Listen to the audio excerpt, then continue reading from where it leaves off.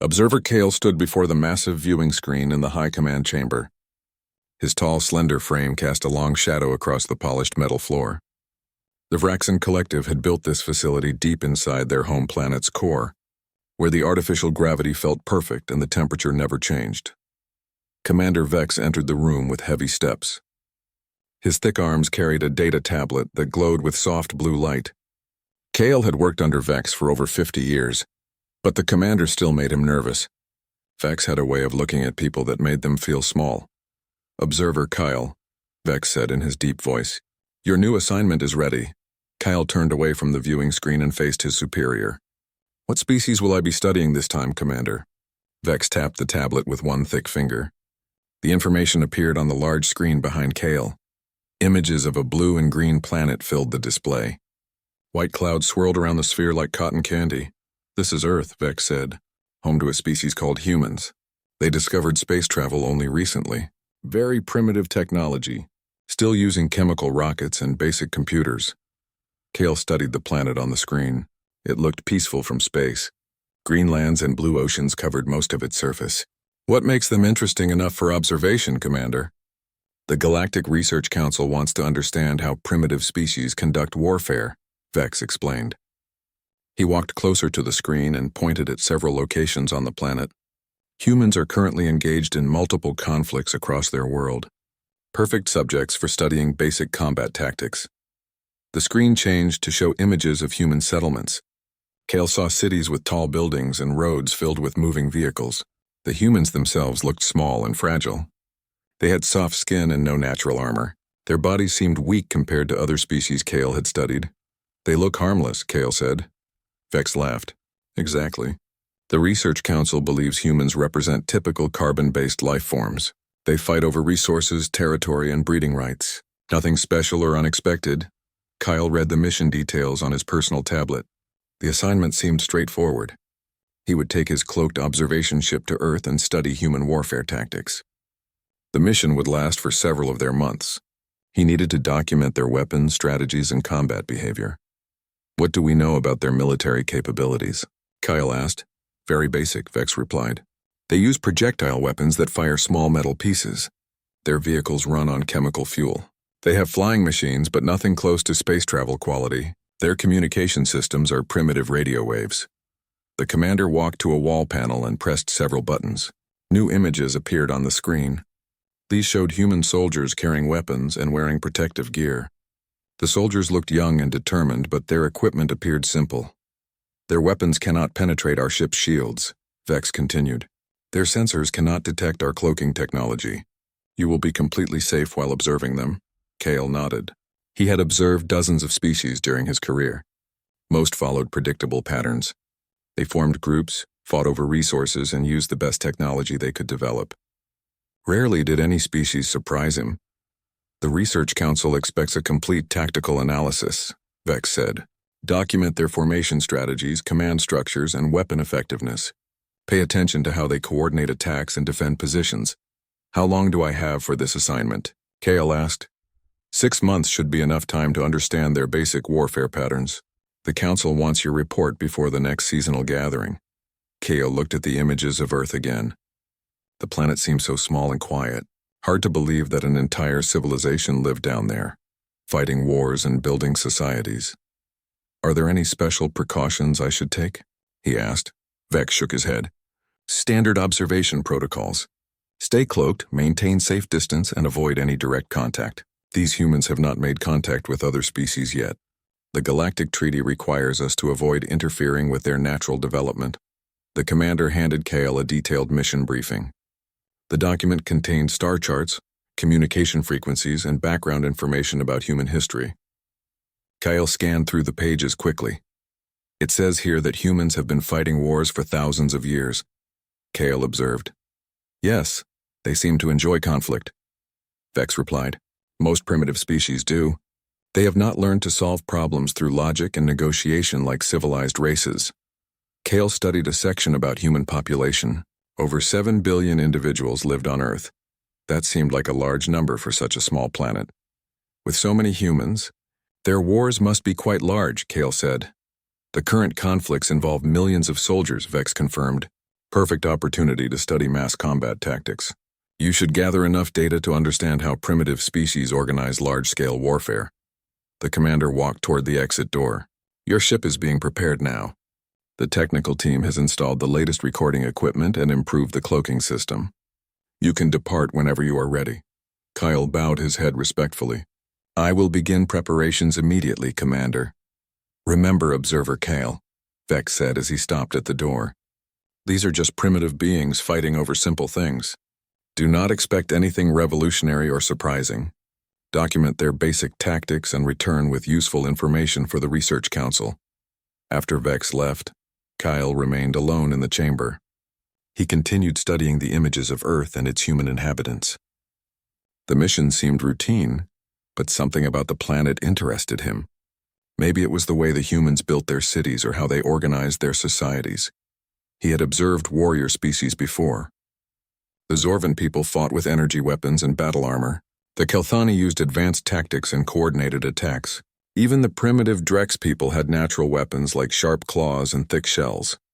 Humans appeared to have none of these advantages. No natural armor, no advanced weapons, no obvious physical strengths, yet they had survived and built a global civilization. That suggested some hidden capabilities. Kale gathered his materials and headed for the ship preparation bay. His observation vessel was a masterpiece of Raxan technology. It could remain invisible to primitive sensors while providing detailed recordings of everything below. As he walked through the corridors of the High Command facility, Kale thought about his upcoming mission. He expected to observe typical primitive warfare. Humans would probably use basic tactics, make predictable moves, and fight in ways that other species had used for centuries. Still, something made him curious about these Earth creatures. Maybe it was their fragile appearance combined with their apparent success as a species, or maybe it was the way they had spread across their entire planet despite having no natural advantages. Whatever the case, Observer Kale prepared to discover the truth about human warfare. He had no idea that this assignment would change everything he believed about primitive species and the nature of combat itself. Kale's observation ship hung invisible above Earth's atmosphere. The cloaking field made his vessel completely undetectable to human technology. Through his advanced sensors, he could see every detail of the planet's surface with perfect clarity. He had spent 3 days studying human cities and military installations. Everything matched Commander Vex's briefing. Primitive technology, basic weapons, and simple communication systems. Kale felt confident this would be another routine observation mission. His ship's computer alerted him to active combat in a mountainous region. Multiple human forces were engaged in battle across a valley filled with rocky terrain and dense forests. Perfect opportunity to observe their warfare tactics. Kyle moved his ship to a position directly above the conflict zone. His sensors showed 2 groups of human soldiers moving through the landscape. One group was retreating while the other pursued them across dangerous ground. The retreating squad consisted of 8 humans led by someone the radio communications identified as Sergeant Jiho. They moved quickly, through the forest, carrying wounded companions and heavy equipment. Their uniforms were torn and dirty from days of fighting. Kale focused his recording equipment on this small group. He wanted to document how humans handled tactical retreats under pressure. Most primitive species either panicked or abandoned their wounded during such situations. Sergeant Jiho stopped his squad near a cluster of large rocks. One of his soldiers, called Minho, had been hit by enemy fire. The human was bleeding from his leg and could barely walk without help from 2 other squad members. The pursuing enemy force was getting closer. Kale's sensors showed they would reach Jiho's position within minutes. Logic suggested the retreating humans should abandon their wounded companion to save themselves. Instead, something unexpected happened. Jiho received a radio message ordering his squad to reach an extraction point 2 kilometers away.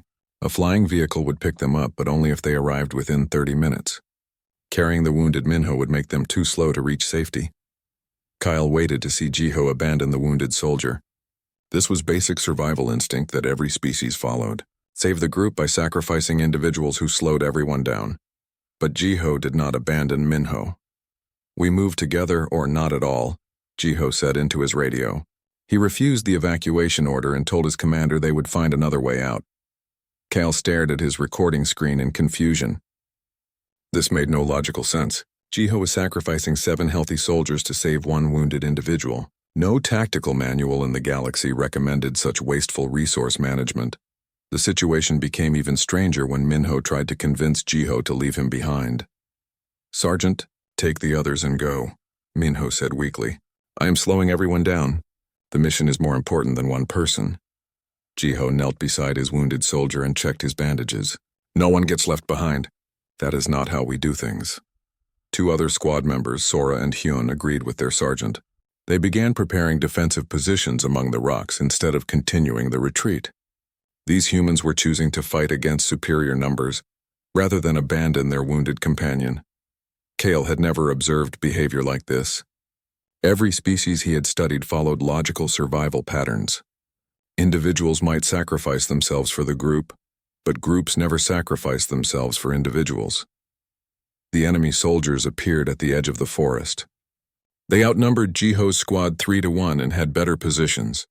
According to Kale's tactical analysis computer, Jiho's group had less than 5% chance of survival, yet the humans did not surrender or flee. Sora, who appeared to be their communications specialist, began coordinating with other friendly units in the area. She used complex radio procedures to call for artillery support and air assistance. Her calm voice never showed panic despite the hopeless situation. Hyun positioned himself with a long-range weapon and began targeting the approaching enemies. His shooting accuracy was remarkable for such primitive equipment. Each shot hit exactly where he aimed, forcing the enemy soldiers to take cover. Meanwhile, Jiho treated Minho's wounds and planned their defense. He studied the terrain around their position and identified weaknesses in the enemy approach routes.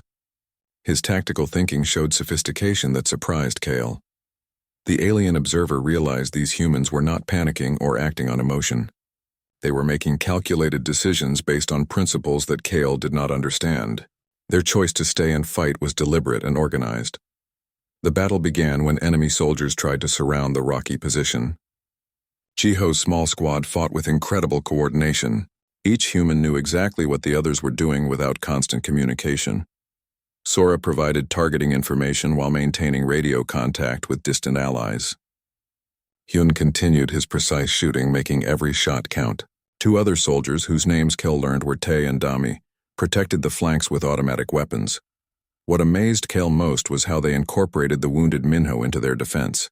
The injured soldier used his knowledge of explosives to create obstacles that channeled enemy movement. Even unable to walk properly, he contributed to the fight. The humans used their environment in ways that Kale's computer had not predicted. They triggered small rock slides to block enemy advances. They used reflected sunlight from their equipment to blind approaching soldiers.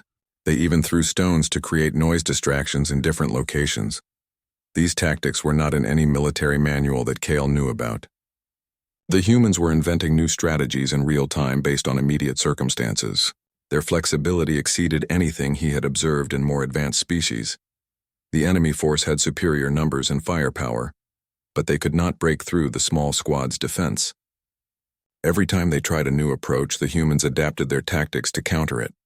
After 2 hours of fighting, Kale heard new radio traffic. Additional human forces were moving toward the battle site. Sora's earlier communications had worked. Help was coming for Jiho's trapped squad. The enemy commander apparently reached the same conclusion. His forces began withdrawing before the reinforcements could arrive. They had failed to overwhelm 8 determined humans defending a simple pile of rocks. Kale watched as medical helicopters landed to evacuate the wounded Minho and other injured soldiers. The entire squad had survived against impossible odds. As his ship followed the humans back to their base, Kyle reviewed the battle recordings. He had expected to document primitive tactics and predictable behavior. Instead, he had witnessed something that challenged every assumption about warfare and species survival patterns. These humans had violated basic logical principles, yet achieved complete tactical success. They had chosen group sacrifice over individual preservation and somehow made it work. Through sheer determination and creative problem solving, Kyle realized he needed to observe more human conflicts before writing his report. This single battle might have been an unusual exception. Surely other human military units would behave more logically and follow standard survival patterns. He had no idea that every human conflict would prove even more confusing and impressive than this first encounter. 2 weeks after observing Sergeant Jiho's impossible defense, Kale had witnessed 12 more human military operations. Each one defied logical expectations in different ways. His confusion was growing instead of decreasing. His ship now hovered above a desert region where a new type of conflict was developing. Human forces were attempting to capture a heavily fortified enemy position built into a rocky canyon. The defenders had superior numbers, better weapons, and perfect defensive terrain. Any reasonable tactical analysis suggested the attacking humans would need at least 10 times more soldiers to succeed. Yet they were attempting the assault with only a small strike force. Kale focused his sensors on the attack team leader, a human called Sergeant Rin. Her squad consisted of only 12 soldiers, including herself. They were preparing to assault a position defended by over 60 enemy fighters. The tactical computer on Kale's ship calculated the success probability at less than 1%. Even with perfect execution, the attacking force was simply too small. The mathematics of warfare were clear and unchangeable. Sergeant Rin gathered her team in a shallow depression about 1 kilometer from the enemy fortress. Kale listened to their planning session through his advanced audio sensors. "The front entrance is too well defended," Rin explained to her soldiers. "We need a different approach." A soldier named Hana studied the canyon walls through optical equipment. "Sergeant, there is a narrow path along the north wall. Very dangerous climb, but it might get us above their main positions." Another team member called Wu shook his head. "That path is almost vertical. One mistake and we fall to our deaths. Plus they will see us climbing and shoot us off the rocks." Rin considered both options. "What if we do not try to hide our climb?" The squad looked confused. Bin, their explosive specialist, asked, "Sergeant, how do we climb in full view without getting killed?" "We make them look somewhere else," Rin replied with a strange smile. Kale leaned forward in his observation chair. The human sergeant was planning something that his tactical computer could not predict or analyze. Rin divided her small squad into 3 groups. 4 soldiers would create a diversion at the main entrance. 4 others would circle around and approach from the back canyon entrance. The remaining 4, including herself, would attempt the impossible climb up the north wall. "The timing has to be perfect," Rin explained. "Group 1 starts the diversion exactly at sunset when the light hits their eyes. Group 2 attacks the rear entrance 30 seconds later. Group 3 begins climbing during the confusion." Hana raised a concern. "Sergeant, even if the climbing team reaches the top, there will still be too many enemies to handle." "Not if we think like humans instead of like soldiers," Rin answered. Kale had no idea what that statement meant. Humans were the soldiers he was observing. How could they think like something different than what they were? The operation began exactly as Rin planned. At sunset, the first group launched a noisy attack against the main entrance. They used loud weapons and bright flashes to draw attention. Every defender in the canyon focused on this obvious threat. 30 seconds later, the second group attacked from behind. The defenders had to split their forces between 2 directions. Confusion spread through their positions as they tried to coordinate their response. During this chaos, Rin's climbing team began their ascent up the supposedly impossible north wall. But they were not trying to hide or move quietly. Instead, they climbed with amazing speed while making deliberate noise. Kyle watched in fascination as the defenders noticed the climbers, but could not decide how to respond. They were already engaged with 2 other attack groups. The climbing humans seemed like a minor threat that could wait. That assumption proved fatal. Rin's team reached the top of the canyon faster than anyone expected. Instead of attacking immediately, they positioned themselves to observe the entire enemy layout. The sergeant used hand signals to coordinate with her other 2 groups. What happened next violated every principle of military tactics that Kale understood. Instead of using their high position to shoot down at the defenders, Rin's team began moving equipment and supplies around. They acted like they were setting up a permanent observation post rather than fighting a battle. The enemy commander apparently decided to eliminate this minor threat before dealing with the main attacks. He sent 15 soldiers to climb up and destroy Rin's small team. Kale's tactical computer predicted easy victory for the larger force. 15 experienced fighters against 4 humans on exposed high ground should end quickly. The computer was completely wrong. As the enemy soldiers climbed toward them, Rin's team revealed their true strategy. They had not been setting up an observation post. They had been preparing an elaborate trap using the canyon's natural features. Wu triggered a controlled explosion that sent rocks tumbling down the climbing path.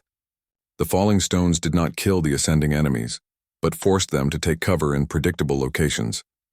Hana used those locations to direct artillery fire from distant human positions. She had established communication with allied units outside the canyon during the climbing phase. Now she could call precision strikes on any spot she could see. Meanwhile, Rin and the fourth team member, whose name Kale learned was Kyung, began using psychological warfare. They used captured enemy radio frequencies to broadcast false information about massive human reinforcements approaching the canyon. The defending force found themselves fighting on multiple fronts while receiving reports that hundreds of additional human soldiers were surrounding their position. Panic began spreading through their ranks, but the most brilliant part of Rin's strategy was still to come. While the defenders focused on the immediate threats, Sergeant Rin had been studying their supply depot. Every military position needed ammunition, food, and medical supplies. The depot was located in the most protected part of the canyon. Using her elevated position and detailed observations, Rin identified the exact location where all enemy supplies were stored. She guided Kyung in placing a small explosive device that would not destroy the depot, but would make it inaccessible. When the explosion sealed the supply depot, the defending force realized they could not sustain a long battle. Their ammunition was running low and they had no way to resupply during the fight. The psychological impact was devastating. The defenders began surrendering in groups rather than fighting to the end. They believed they were facing a superior force with unlimited resources. In reality, Rin's 12 soldiers had defeated 60 defenders through creative thinking, perfect timing, and understanding of human psychology. They had won by making the enemy defeat themselves. Kyle reviewed the battle recordings multiple times. His tactical computer could not explain how the strategy had worked. The mathematics still showed that 12 soldiers should not defeat 60 defenders in a fortified position, yet the humans had done exactly that. More disturbing was the realization that Rin's tactics were not unique. Other human military units were using similar approaches in conflicts around the planet. They consistently achieved impossible victories through methods that violated established military science. Kale began studying human military history in the ship's database. He discovered that these impossible strategies were common throughout human warfare. They had names like asymmetric warfare and unconventional tactics. Humans did not just fight according to logical principles. They deliberately broke logical principles to confuse their enemies. They used creativity, deception, and psychological manipulation as weapons more powerful than their primitive technology. The alien observer realized that his initial assessment had been completely wrong. Humans were not primitive fighters using basic tactics. They were sophisticated strategists who could adapt their methods to overcome any disadvantage. Kale had observed dozens of species during his career. None of them approached warfare the way humans did. Other species followed predictable patterns based on their biological advantages and technological capabilities. Humans seemed to have no biological advantages or superior technology. Instead, they used their minds in ways that other species could not anticipate or counter. As Kale prepared to observe his next human conflict, he wondered what other surprises awaited him. If 12 humans could defeat 60 defenders through creative thinking, what could larger human forces accomplish? He was about to discover that human warfare became even more unpredictable and dangerous when they had superior numbers and better equipment. The true scope of human military capabilities was only beginning to reveal itself. 1 month into his observation mission, Kale had documented 17 human military operations. Each one challenged his understanding of logical warfare, but nothing prepared him for what he witnessed next. His ship detected a massive battle developing in a coastal region. 2 large human armies were about to engage in open combat across a wide plain. This would be different from the small unit tactics he had observed before. Kale positioned his vessel to record the entire battlefield. His sensors showed nearly 50,000 human soldiers preparing for battle. Half were attacking across the plain while the other half defended a series of hills and fortified positions. The defending army had clear advantages: higher ground, better positions, and more time to prepare. Standard military doctrine suggested they would win easily against attackers crossing open terrain. Kale focused his sensors on various unit commanders to understand their strategies. The attacking force was led by General Yun, an experienced human with decades of combat knowledge. The defending army was commanded by General Nari, who had chosen her positions perfectly. Both commanders had access to the same basic weapons and equipment. The battle would be decided by tactics, leadership, and the fighting spirit of individual soldiers. As the attack began, Kale observed something he had never seen in any other species. Human soldiers advanced across dangerous ground while knowing many of them would die. They were not driven by instinct or forced by commanders. They chose to risk their lives for their comrades and their mission. A unit led by Captain Jun moved straight into heavy enemy fire. Half his soldiers fell during the advance, but the survivors continued forward without hesitation. They showed no fear, no panic, and no desire to retreat to safety. Kale had observed many species in combat situations. Most retreated when casualties reached 10 or 15%. These humans kept fighting even when half their unit was gone. More puzzling was their treatment of wounded soldiers. Medic Sua ran directly into enemy fire zones to treat injured fighters. She saved lives while bullets flew around her, seemingly unconcerned about her own safety. Logic suggested that one medic was less valuable than multiple wounded soldiers. Sua should have waited for the battle to end before treating casualties. Instead, she risked her life repeatedly to save others during active combat. On the defending side, Sniper Dong had positioned himself in a tower that drew constant enemy fire. He could have moved to a safer location with less effective shooting angles.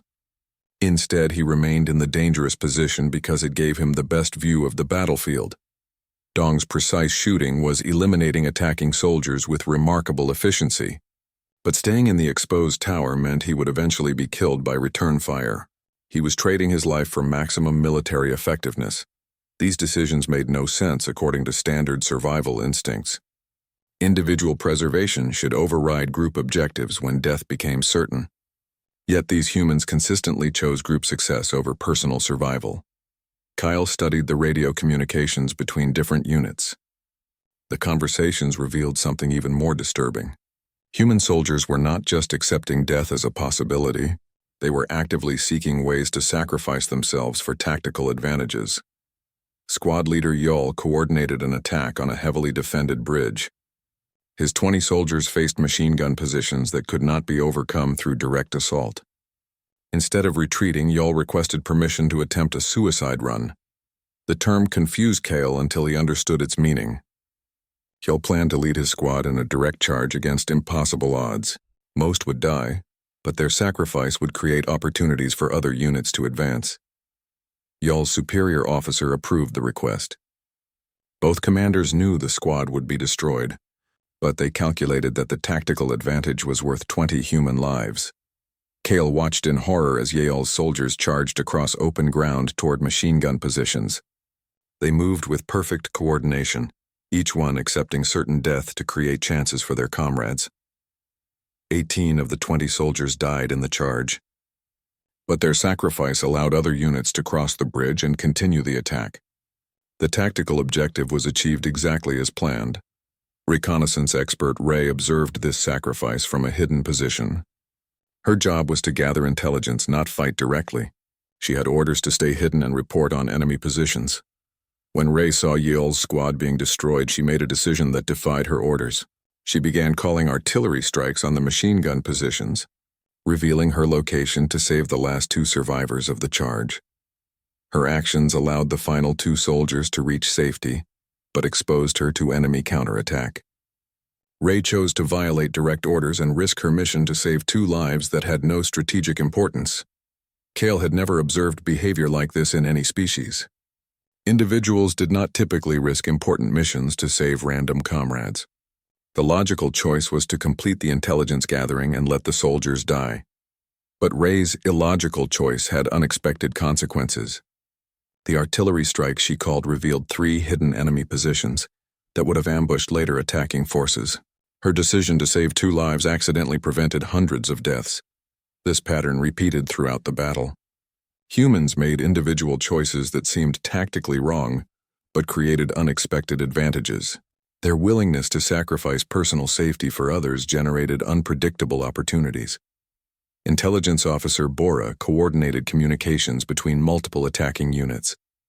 Her position behind the front lines should have been relatively safe. Instead, she repeatedly moved forward to establish better communication links with advancing soldiers. Bora's actions put her in constant danger, but allowed perfect coordination between units that were miles apart. Her personal risk enabled tactical precision that would have been impossible otherwise. Strategist Nam analyzed enemy positions and recommended attack routes in real time. His job required him to stay in a protected command center with computer equipment and radio systems. When Nam realized that his remote analysis was missing crucial details, he left his safe position and moved to the front lines. He gathered information personally while under fire, improving his strategic recommendations but risking his life unnecessarily. These humans consistently chose tactical effectiveness over personal safety. They accepted individual risk to improve group performance. More importantly, they did this without being forced or commanded. The choices were voluntary and deliberate. Kyle studied the battle outcome as evening approached. The attacking army had successfully broken through the defensive positions despite suffering heavy casualties. General Yoon's forces controlled the battlefield and were advancing toward their final objectives. The victory was achieved through tactics that violated every principle of logical warfare. Human soldiers had sacrificed themselves in ways that should have weakened their army. Instead, their sacrifices had created opportunities that led to complete tactical success. Kyle reviewed the battle recordings and tried to understand what he had observed. The humans had won through pure determination and willingness to accept death. They fought as if individual survival was less important than group victory. No other species in the galaxy showed such behavior. Most intelligent beings had strong self-preservation instincts that prevented unnecessary risk-taking. Humans seemed to override these instincts when tactical situations required sacrifice. Even more disturbing was the realization that human military doctrine encouraged this behavior. Their training programs deliberately taught soldiers to value group success over personal survival. They built entire military systems around individual sacrifice for collective goals. Kyle had observed 17 conflicts and was beginning to understand that human warfare was fundamentally different from other species. They did not fight just to win battles. They fought for concepts and principles that transcended individual existence. As his ship moved to observe the next human conflict, Kale wondered what other revelations awaited him. If humans could achieve such tactical success through deliberate sacrifice, what were the limits of their military capabilities? He was about to discover that everything he had witnessed so far was just a small sample of human warfare potential. The most disturbing truths were still waiting to be revealed. After 2 months of observing human warfare, Kale thought he understood their capabilities. He had seen their tactical flexibility, their willingness to sacrifice, and their ability to achieve impossible victories, but he was completely unprepared for what he discovered next. His ship's computer had been analyzing human communication networks during his observations. The artificial intelligence found patterns in their military broadcasts that made no sense. Human forces were deliberately limiting their own combat effectiveness. Kyle studied the analysis reports with growing confusion. According to the computer, human armies possessed weapons and strategies that they refused to use. They were fighting with voluntary restrictions that weakened their military performance. Intelligence Officer Bora had mentioned something called rules of engagement during the previous battle. Kale decided to investigate what those rules actually meant for human warfare. He accessed human military databases through his ship's advanced hacking systems. What he found changed everything he thought he knew about this species. Humans had developed weapons capable of destroying their entire planet multiple times over. Nuclear weapons that could eliminate all life within hundreds of kilometers. Chemical weapons that could kill millions of people with a single deployment. Biological weapons that could spread death across continents. Yet they chose not to use these weapons. Kale stared at his screen in disbelief. The technical specifications were clear. Humans possessed destructive capabilities that exceeded most advanced civilizations in the galaxy. Their primitive appearance was completely misleading. Even more shocking was the discovery that humans had international agreements limiting their use of certain weapons. They had treaties banning chemical weapons, biological weapons, and even some conventional explosives that caused unnecessary suffering. The species that Kale was observing had voluntarily restricted their own military power through legal agreements. They were choosing to fight with limited capabilities when they possessed overwhelming destructive force. Strategic analyst Nam had access to these restricted weapons, but never recommended their use. His battle plans deliberately avoided tactics that would cause excessive civilian casualties or long-term environmental damage. Kale reviewed recorded conversations between human commanders, discussing weapon limitations. Pilot Yoon refused orders to bomb civilian areas even when military targets were located nearby. Her moral objections overrode tactical advantages. Weapons specialist Jay had expertise in chemical weapons but worked instead to eliminate them from military arsenals. He spent his career reducing human destructive capabilities rather than improving them. The alien observer realized he had been watching humans fight with self-imposed handicaps. Every battle he recorded showed them deliberately, choosing more difficult tactics to avoid causing unnecessary destruction. Kale accessed historical databases to understand how humans had developed such powerful weapons. The information revealed an even more disturbing truth. Humans had used nuclear weapons twice in their history. The results were so devastating that they created international systems to prevent future use. They had experienced their own destructive potential and chosen to limit it voluntarily. No other species in the galaxy had shown such restraint. Most civilizations used their maximum available firepower in conflicts. Humans were the only ones who developed ultimate weapons and then agreed not to use them. Kale studied human military doctrine more carefully. Their training programs taught soldiers to minimize civilian casualties even at personal risk. They prioritized precision over destruction, accuracy over overwhelming force. Captain Yoon coordinated airstrikes against military targets while carefully avoiding nearby civilian buildings. Her pilots could have used larger bombs that would have destroyed everything in the area. Instead, they used precise weapons that required multiple dangerous missions. The human approach violated basic military efficiency. It was easier and safer to destroy large areas than to target specific buildings. Yet they consistently chose the more difficult and dangerous precise approach. Medic Hay treated wounded enemy soldiers with the same care she gave to her own comrades. International agreements required medical personnel to help anyone who needed treatment, regardless of which side they fought for. This meant that humans were healing their enemies during active combat. They were saving the lives of people who would return to fight against them. Such behavior made no tactical sense according to any military doctrine Kale knew.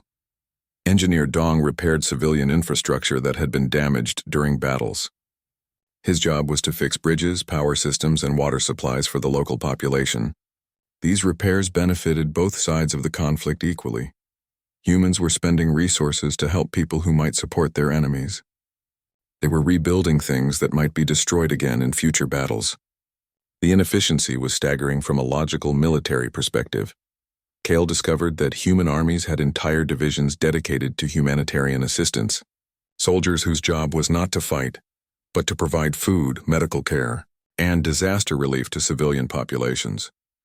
These humanitarian units operated in active combat zones while providing aid to everyone regardless of political affiliation.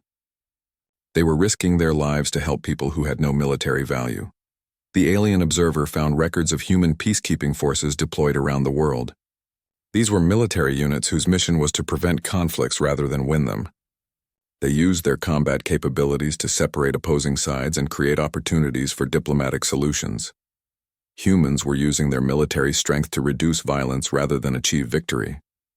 They deployed soldiers not to conquer territory, but to protect civilians and maintain stability. Kale accessed classified databases that revealed the full scope of human destructive capabilities. Advanced missile systems that could strike any target on the planet within minutes. Orbital weapons platforms that could destroy entire cities from space. Automated defense systems that could eliminate approaching threats without human intervention. All of these systems existed and were operational. Yet humans had never used them in the conflicts Kale observed. They were fighting limited wars with conventional weapons while possessing the ability to end any conflict instantly. The most disturbing discovery was evidence of human weapons research that had been deliberately terminated. Scientific projects that could have created even more devastating weapons were cancelled for ethical reasons. Humans were actively choosing to remain less dangerous than they could become. They were limiting their own military evolution to maintain moral boundaries. Kale found records of debates among human leaders about military spending and weapon development. Many argued for reducing military capabilities rather than expanding them. They wanted to become less dangerous, not more powerful. This was unprecedented in galactic history. Every species tried to maximize their military potential for survival and dominance. Only humans had reached advanced weapon capabilities, and then chosen to step backwards for moral reasons. The alien observer realized that everything he had witnessed was humans fighting with voluntary restrictions. Their tactical creativity, sacrifice, and determination were even more impressive when combined with deliberate self-limitation. Humans could end any conflict quickly through overwhelming destructive force. Instead, they chose prolonged, difficult campaigns that minimized casualties and collateral damage. They made war harder for themselves to preserve their principles. Kale understood now why human warfare seemed so unpredictable. They were not fighting to maximize destruction or achieve quick victory. They were fighting to accomplish specific objectives while maintaining moral standards that limited their methods. The species that appeared primitive and harmless actually possessed the most dangerous military capabilities in the galaxy. Their restraint was not weakness. It was conscious choice supported by incredible discipline and moral strength. As Kale prepared his final observations, he realized that his initial mission parameters were completely wrong. He was not studying primitive warfare tactics. He was documenting the military behavior of the most potentially dangerous species ever encountered. Humans had developed ultimate destructive power and then chosen not to use it. They had created rules to limit their own capabilities and followed those rules even when it made victory more difficult. The true horror was not human brutality or primitive tactics. The true horror was human restraint combined with unimaginable destructive potential. They were the only species that could destroy the galaxy but chose not to. Kale needed to return to Vraxan space immediately. The Galactic Research Council had to understand what humanity really represented. This was not a study of primitive warfare. This was first contact with the most dangerous civilization in known space. Kale's observation ship traveled through hyperspace toward Vraxan territory. 3 months of studying human warfare had changed everything he thought he knew about military science and species behavior. His mission report would reshape galactic understanding of humanity. The ship's computer continued analyzing the massive amount of data he had collected. Video recordings, audio communications, tactical analyses, and historical information filled every available storage system. Evidence of human military capabilities that defied logical explanation. Kyle spent the journey reviewing his findings one final time. Humans possessed weapons that could destroy planets, yet chose not to use them. They sacrificed individual lives for group success while maintaining strict moral boundaries during warfare. They fought with voluntary limitations that made victory more difficult, but preserved their principles. Most disturbing of all, they did these things consistently across their entire species. This was not unusual behavior by select individuals. This was normal human military conduct supported by their entire civilization. The ship emerged from hyperspace near the Vraxan homeworld. Kale requested immediate audience with the High Command. His preliminary reports had already caused confusion among military leaders who could not understand his findings. Commander Vex met Kyle at the landing facility. The large alien's expression showed irritation rather than curiosity about the mission results. "Observer Kale, your recent communications have been difficult to interpret," Vex said as they walked toward the High Command chamber. "The Research Council is questioning the accuracy of your observations." Kale carried data storage devices containing his evidence. "Commander, everything I reported is supported by detailed recordings and analysis. Human warfare is unlike anything we have encountered before. You claim that humans possess planet-destroying weapons but choose not to use them," Vex replied. "That makes no tactical sense. Species use their maximum available power to ensure victory and survival. They entered the chamber where the full research council had assembled. Representatives from 12 different civilizations sat around a circular table. Each had reviewed Kale's preliminary reports and found them hard to believe. Research Director Zek activated the central display system. Observer Kale, please present your findings to the council. Kale connected his data devices and began showing recorded footage from human conflicts. The first clip showed Sergeant Jiho's squad refusing to abandon their wounded companion despite impossible odds. This behavior violates basic survival instincts, noted Council E. Member Vor, no logical species, sacrifices healthy individuals for wounded, ones who slow group movement. Humans do not always follow logical survival patterns, Kale explained. They make decisions based on principles that override individual preservation instincts. The next recording showed Sergeant Rin's impossible victory with 12 soldiers against 60 defenders. The tactical computer analysis indicated success, probability of less than 1%. Your computer must have calculation errors, suggested Council Member Tal. 12 individuals cannot defeat 60 defenders in fortified positions using primitive weapons. Kale played audio recordings of Rin's tactical planning. They succeeded through creative strategy, perfect timing, and psychological manipulation of their enemies. Humans adapt their tactics in real time based on immediate circumstances. More footage showed large battle scenarios where humans chose precision weapons over destructive area attacks. Medical personnel treating enemy wounded during active combat, engineering units rebuilding civilian infrastructure in war zones. These actions waste resources and provide no tactical advantages, observed Council Member Rex. Why do humans help their enemies and rebuild things that will be destroyed again? They follow something called international law that requires humanitarian behavior during warfare, Kyle answered. They voluntarily limit their military effectiveness to maintain moral standards. Research Director Zek paused the presentation. Observer Kale, these limitations suggest weakness rather than strength. Species that cannot use maximum force are vulnerable to those who have no such restrictions. Kyle activated his most important evidence. Technical specifications for human nuclear weapons, chemical weapons, and biological weapons appeared on the display. The destructive capabilities exceeded those of most council member species. The chamber fell silent as the implications became clear. Humans possess these weapons, but choose not to deploy them. Kale continued. They have voluntary treaties banning their use, even though such weapons would guarantee victory in any conflict. Commander Vex studied the weapon specifications with growing alarm. These nuclear devices could eliminate entire civilizations. Why would humans develop such power and then agree not to use it? They tested these weapons twice in their history, Kyle explained. The results convinced them that such destructive force was too dangerous to employ regularly. They chose restraint over maximum military effectiveness. Council Member Vor examined the biological weapon data. These organisms could spread across continents and eliminate millions of individuals. Yet humans have banned their own creation? They signed international agreements prohibiting biological weapons development, Kale confirmed. They actively work to eliminate existing stockpiles and prevent new research. They are deliberately reducing their own destructive capabilities. Research Director Zek called for analysis of the human weapon systems by the Council's military computers. The results appeared within minutes and shocked everyone present. According to our calculations, humans possess enough destructive power to eliminate all life on their planet multiple times, Zek announced. They could end any conflict within hours using these weapons. Yet they fight prolonged campaigns with conventional weapons instead, Kale added. They choose more difficult methods that take longer and cost more lives, but preserve their moral principles.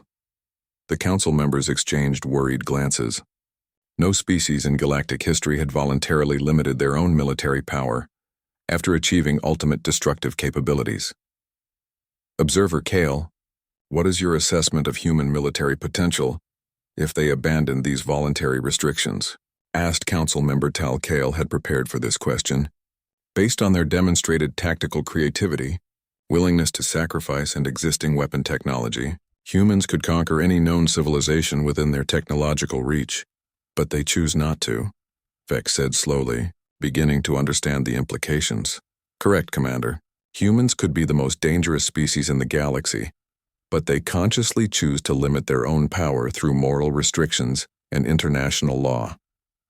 Council member Rex raised another concern. What happens if humans encounter threats that force them to abandon these self-imposed limitations? Kyle displayed footage of human soldiers like Jiho, Sora, and Rin making impossible tactical decisions under extreme pressure. They consistently choose to fight harder rather than abandon their principles. When faced with overwhelming odds, they increase their determination instead of lowering their moral standards. This makes no logical sense, Vor protested. Species should adapt their methods to ensure survival. Maintaining ineffective restrictions when facing extinction is illogical. Humans do not consider their moral restrictions ineffective, Kale replied. They believe these limitations make them stronger, not weaker. Their principles give them reasons to fight that transcend individual survival. Research Director Zek summarized the situation for the Council.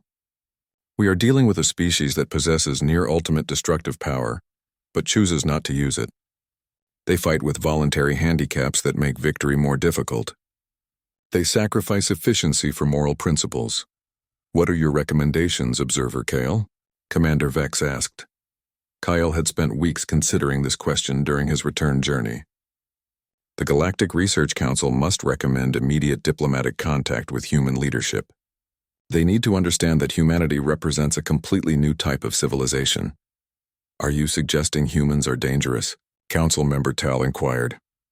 I am suggesting that humans are unpredictable in ways we cannot calculate or prepare for, Kyle answered. They do not follow standard patterns of species behavior. They could become our greatest allies or our most dangerous enemies depending on circumstances we cannot predict.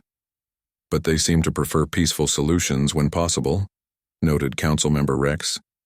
Yes, but they are also capable of incredible destructive power when they believe it is necessary, Kale replied.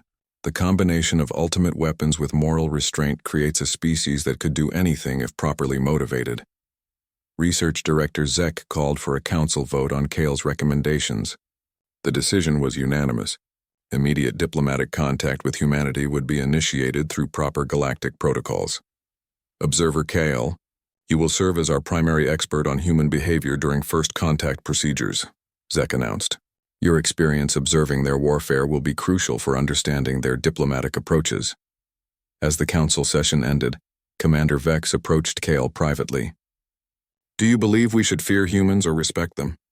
Kale considered the question carefully. Both, Commander. We should respect their incredible capabilities while fearing what might happen.